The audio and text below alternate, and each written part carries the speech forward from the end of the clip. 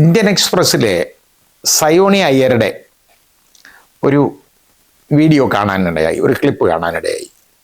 അതിൽ സയോണി അയ്യർ മെയിനായിട്ട് ഡീൽ ചെയ്തേക്കുന്നത് പ്രതാപ് ഭാനു മേത്ത എന്ന് പറയുന്ന ആ ഒരു ജേർണലിസ്റ്റ് ഇന്ത്യൻ എക്സ്പ്രസ്സിൽ എഴുതിയ ഒരു ലേഖനത്തെ സംബന്ധിച്ചാണ്. അപ്പോൾ അതിനകത്ത് വളരെ വിശദമായിട്ട് പറയുന്നുണ്ട്. ഞാൻ അത്രയും വിശദമായിട്ട് മുഴുവൻ അത് പറയുന്നില്ല അതിനെക്കുറിച്ച്. അപ്പോൾ അതിൽ നമ്മൾ മനസ്സിലാക്കേണ്ടതെന്ന് അറിയോ, അത് എങ്ങനെയൊക്കെയാണ് അഴിമതി രാജ്യത്തുണ്ടാകുന്നത്, അതിൻ്റെ നിർമ്മാർജ്ജനം ചെയ്യേണ്ട മാർഗങ്ങൾ എന്താണ്, ഏതൊക്കെ വിധത്തിലാണ് അഴിമതി എന്നുള്ളതിനെക്കുറിച്ചൊക്കെ ഡീൽ ചെയ്യുന്ന ഒരു സബ്ജക്റ്റാണ്. 2014 ഇന്നത്തെ ഗവൺമെൻറ്, അതായത് കേന്ദ്ര ഗവൺമെൻറ്, BJP ഗവൺമെൻറ് അധികാരത്തിൽ വരുമ്പോൾ അതിന് തൊട്ട് മുമ്പ് 2014 UPA ഗവൺമെൻറ്റിൻ്റെ കാര്യം, അതായത് BJP ഗവൺമെൻറ് ആദ്യമായിട്ട് അധികാരത്തിൽ വരുന്നതിന് മുമ്പ് ഉള്ള 2014 UPA ഗവൺമെൻറ്റിൻ്റെ അഴിമതികളെ കൊട്ടിഘോഷിച്ച് വലിയ അഴിമതിയാണ് നടത്തുന്നത്, അക്രമമാണ്, ഭയങ്കര അഴിമതി, ധൂർത്ത്, ഇതുമെല്ലാം പറഞ്ഞുകൊണ്ട് അധികാരത്തിൽ വന്നതാണ് BJP ഗവൺമെൻറ്. ഇപ്പോൾ ഈ പറഞ്ഞേക്കുന്ന ആരോപണങ്ങളെല്ലാം, അതായത് UPA ഗവൺമെൻറ്റിൻ്റെ പറഞ്ഞേക്കുന്ന ആരോപണങ്ങൾ, അതിനകത്ത് ഒരു മെയിനായിട്ട് അതിന് മുമ്പുള്ള ഒരു ആരോപണം പറഞ്ഞു കഴിഞ്ഞാൽ, പണ്ട് അത് യഥാർത്ഥത്തിൽ രാജീവ് ഗാന്ധിയെ കുറിച്ച് പറഞ്ഞതാണ്. ഈ നമ്മുടെ ബോഫോഴ്സിനെ കുറിച്ചുള്ള അഴിമതി, അതിപ്പോൾ അതിൻ്റെ ഒരു അവസാനത്തെ കേസ് പോലും ഇന്നലെ സുപ്രീം കോടതി എടുത്ത് ക്ലോസ് ചെയ്തു, തീർന്നു, കഴിഞ്ഞു. ആ സംഭവം, ഇങ്ങനെ ഒരു സംഭവം ഇല്ല. പക്ഷേ അതിൻ്റെ അഴിമതിയൊക്കെ വെച്ച് നോക്കുമ്പോൾ എത്രയോ വലിയ അഴിമതി ആരോപണങ്ങൾ റഫേലിനെ സംബന്ധിച്ചിടത്തോളം ഒക്കെ ഇപ്പോൾ വന്നു എന്ന് ചിന്തിച്ചാൽ മതി. അതിൻ്റെ വരും വരാഴികളെ കുറിച്ചൊന്നും ഞാൻ പറയുന്നില്ല. അത് അന്വേഷിക്കാൻ പോലും ആരും തയ്യാറല്ല, അത് അന്വേഷിക്കത്തില്ല, അത് പറയുന്നവനെ എല്ലാം പിടിച്ചകത്താക്കുകയും ചെയ്യും. അങ്ങനെയുള്ള രീതിയിലേക്ക് പോയിട്ടുണ്ട് അത്. ഇനി ഇവിടെ നമുക്കുണ്ടായേക്കുന്ന രീതിയിൽ എന്താണെന്ന് പറയുക, അഴിമതി റീറ്റെയിൽ സ്കെയില്, അതുപോലെ പിന്നെ ഹോൾസെയിൽ സ്കെയില്. റീറ്റെയിൽ സ്കെയിൽ എന്ന് പറഞ്ഞാൽ താഴെ തട്ടിലുള്ള അഴിമതി. താഴെ തട്ടിലുള്ള അഴിമതി എന്ന് പറഞ്ഞാൽ കൈക്കൂലി. ഇപ്പോൾ ഉദാഹരണമായിട്ട് എന്തെങ്കിലും ഒരു റവന്യൂ ഒരു രേഖ കിട്ടണം, അതിനുള്ള ആ രീതിയിൽ, അല്ലെങ്കിൽ ഏതെങ്കിലും ഒരു ഓഫീസിൽ, അല്ലെ ഈ ഇൻകം ടാക്സിലോ അതുപോലൊക്കെ ഉള്ളിടത്തെല്ലാം സെയിൽ ടാക്സിലും ഒക്കെ ഉള്ള കൈക്കൂലി ഡിമാൻഡ് ചെയ്യുന്നത്, അതൊക്കെ ഒരു സ്മോൾ സ്കെയിൽ അഴിമതി എന്ന് വേണം നമുക്ക് പറയാം. അപ്പോൾ ഇതിനകത്ത് എന്തെന്നറിയാം, ഇതിൽ ഈ നമ്മുടെ പൊളിറ്റിക്കൽ പവർ, രാഷ്ട്രീയമായ അധികാരം, അതാണല്ലോ നമുക്ക് ഗവൺമെൻറ്റിനുള്ളത്. അതിനകത്ത് അത് കഴിഞ്ഞാൽ പിന്നെ റെഗുലേറ്ററി പവർ, നമുക്ക് പൊളിറ്റിക്കൽ പവർ ഒന്ന്, പിന്നെ അടുത്ത് റെഗുലേറ്ററി പവർ, അതായത് ഈ നിയന്ത്രിക്കണം എല്ലാ കാര്യങ്ങളെയും, ആ രീതിയിലുള്ള പവർ.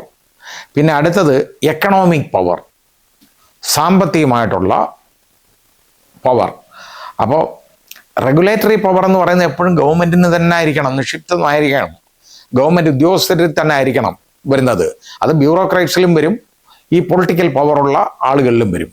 അപ്പോൾ ഈ റെഗുലേറ്ററി പവർ കഴിഞ്ഞ് കഴിഞ്ഞാൽ പിന്നെ എക്കണോമിക് പവറാണ്. എക്കണോമിക് പവർ എന്ന് പറയുന്നത് സമ്പത്ത് കൈയടക്കി വെച്ചേക്കുന്നവന്മാർ, ഈ നാട്ടിലെ ശതകോടീശ്വരന്മാർ, അവരുടെ ആ പവർ ഇതുണ്ട്.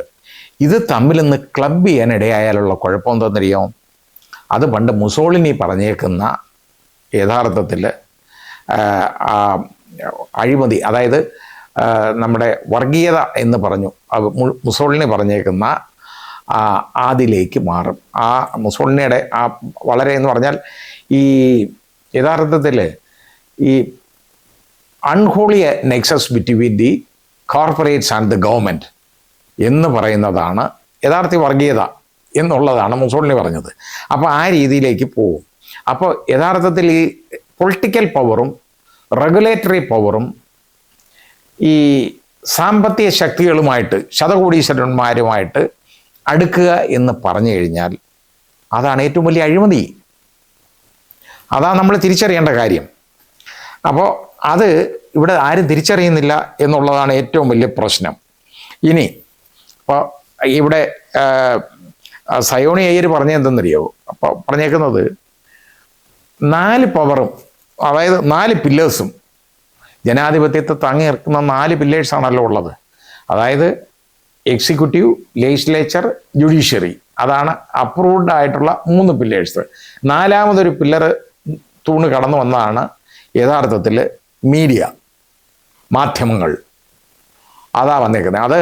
ഇത് വന്നു. പക്ഷേ ഇന്നിപ്പോൾ ഈ 4 തൂണുകളും കൊളാപ്സ് ചെയ്ത് തകർന്നു വീണു എന്നുള്ളതാണ് പ്രതാപ് ഭാനു മേത്തയും അതുപോലെ തന്നെ അദ്ദേഹത്തിൻ്റെ എന്നെ ഉദ്ധരിച്ചുകൊണ്ട് സയോണി അയ്യരും വെളിവാക്കിയേക്കുന്നത്.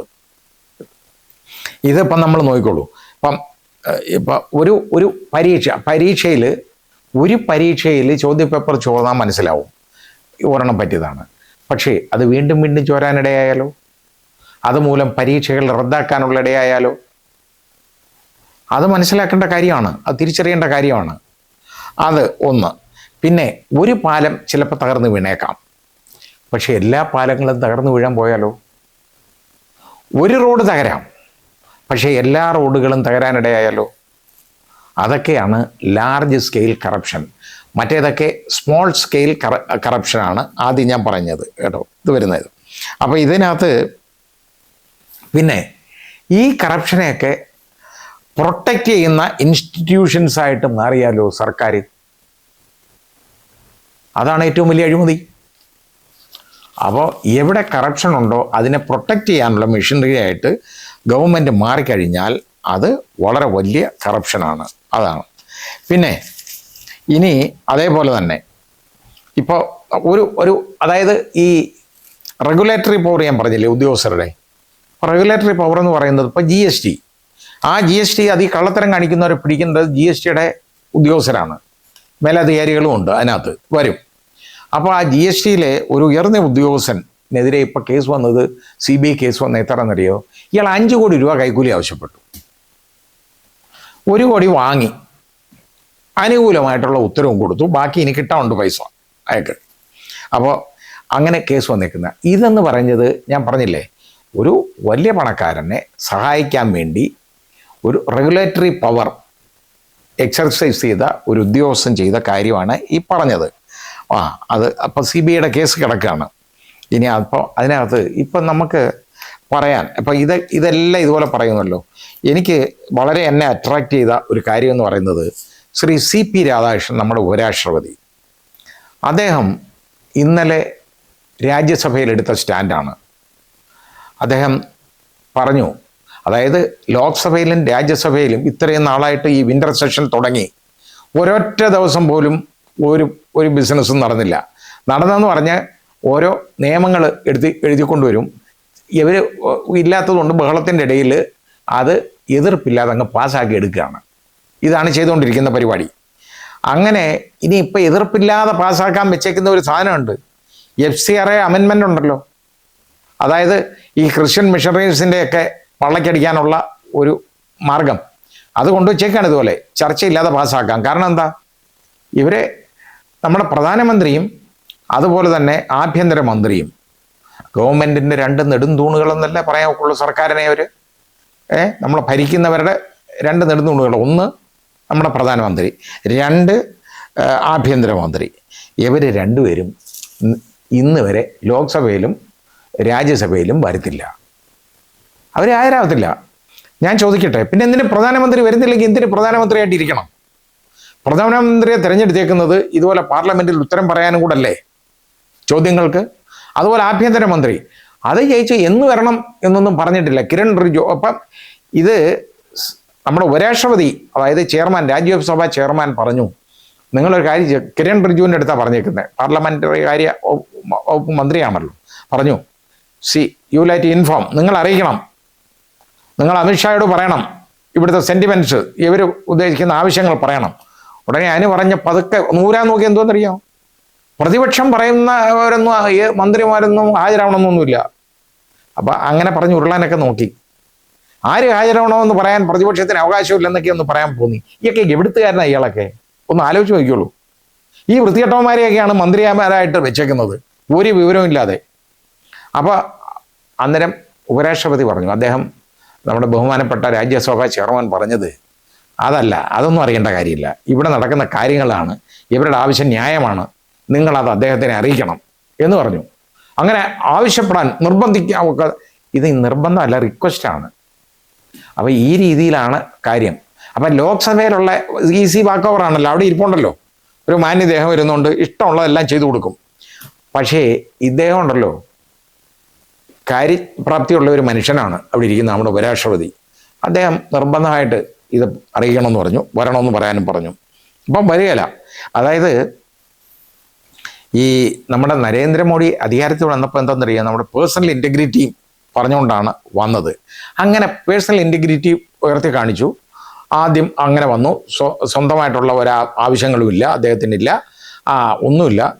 അങ്ങനെ വന്നു കഴിഞ്ഞപ്പോൾ അദ്ദേഹത്തിൻ്റെ ഒരു മോറൽ അതോറിറ്റി ഉണ്ട് ഇതൊക്കെ പറയാൻ. പക്ഷേ ഇപ്പം ഈ പ്രശ്നങ്ങൾ ഉണ്ടാവുമ്പോൾ മിണ്ടാതിരിക്കുകയാണ്. ഈ കറപ്ഷനെ കുറിച്ച് ഒന്നും പറയുന്നില്ല, സൈലൻസ് ആണ്.